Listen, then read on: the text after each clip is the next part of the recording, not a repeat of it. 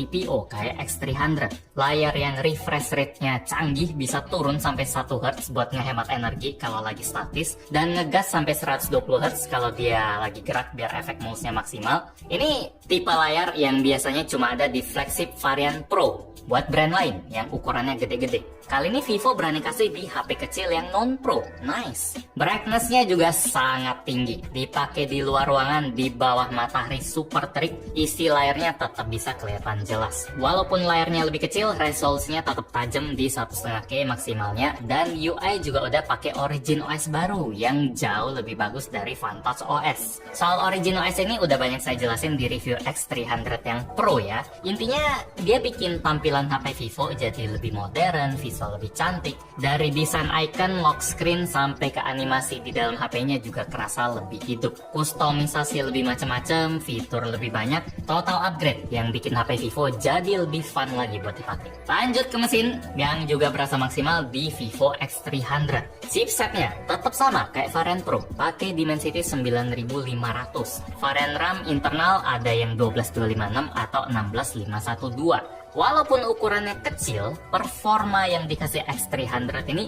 cuma beda tipis dari varian Pro. Bedanya baru berasa pas kita ngegaspol mesinnya agak lamaan di game berat macam Genshin. Kalau varian Pro kemarin dia selalu stabil di FPS maksimal. Kalau di sini kelihatan ya, pas kita udah main gamenya setengah jam lebih, frame rate-nya bakal turun ke kisaran 50-an FPS tapi nggak sampai di bawah 45 setelah setengah jam lebih. Kalau dipakai lama-lama, mesin X300-nya mulai agak lepas gas karena suhunya udah lumayan tinggi ya. Bagian depan bisa nyentuh sampai 48 derajat, sementara belakangnya sekitar 45 derajat. Kalau kita bandingin skor benchmark Antutu pun, X300 ini dapetin skor yang lebih kecil dibanding X300 Pro, walaupun speknya sama. Kemungkinan besar karena panasnya tadi. Hukum alam emang nggak bisa dilawan ya, walaupun HP ini punya spek yang sama kayak varian Pro-nya, tapi ukuran yang kecil bikin sistem coolingnya auto lebih kecil juga. Kalau misalnya si HP cuma kita pakai main game enteng kayak MLBB, suhunya aman di bawah 40 derajat. Pas kita pakai harian buat chatting, sosmed, gitu-gitu juga nggak berasa panas sih, anget pun enggak.